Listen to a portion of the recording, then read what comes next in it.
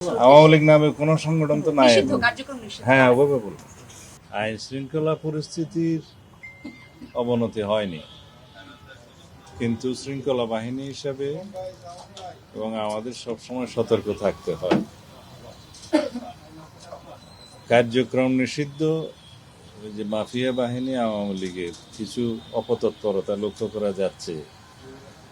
বিভিন্ন ডিস্ট্রিক্টে আমরা দেখেছি তারা মিছিল মিটিং করার মতো কিছু কার্যক্রম হাতে নিয়েছে, দুই একটা দেখা গিয়েছে। তাতে করে আমাদের মনে হয়েছে তারা হয়তো একটা অস্থিরতা সৃষ্টির পায় তারা করলেও করতে পারে। এই বিবেচনায় আমরা আমাদের সমস্ত বাহিনীগুলোকে সতর্ক থাকার জন্য নির্দেশনা দিয়েছি, যা সবসময় থাকে। তার বাইরে আমরা আজকে থেকে 30 তারিখ পর্যন্ত আমাদের সেনা সদস্যদেরকে আবার ইনএইড টু সিভিল পাওয়ার আমরা আইন মোতাবেক এই Dhaka metro, Chattogram metro, Narayanganj, Gazipur metro এবং এর বাইরে দুটো জেলা, তাতে আমরা ডিপ্লয় করেছি যাতে যে কোনো রকমের অপতৎপরতা অ্যাড্রেস করা যায়। ইনএইড টু সিভিল পাওয়ার। আমাদের পুলিশ বাহিনী যে সমস্ত কৃতিত্বপূর্ণ কার্যকলাপ করেছে, অ্যাচিভমেন্ট আছে, সবগুলোর জন্য আমরা পুরস্কৃত করেছি।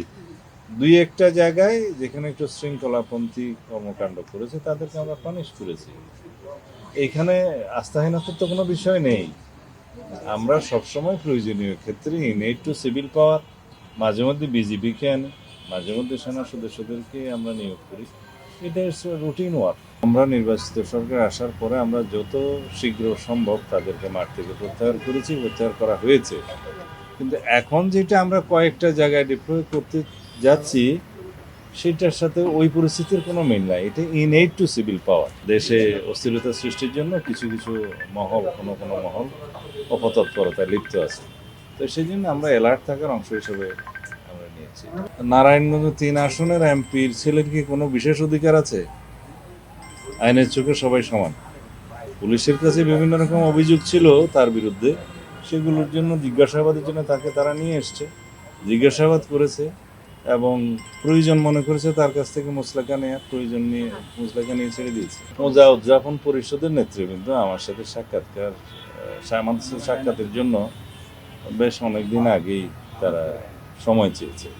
আমি এতদিন সময় দিতে পারিনি, আজকে সময় দিয়েছি। তাদের অনেক বিষয়ে কথা আছে, আমাদের দেশের যারা হিন্দু ভাই বোন তাদের পক্ষে তাদের অনেক দাবি দেওয়া আছে বিভিন্ন বিষয়ে, সেগুলো নিয়ে তারা কথা বলেছে।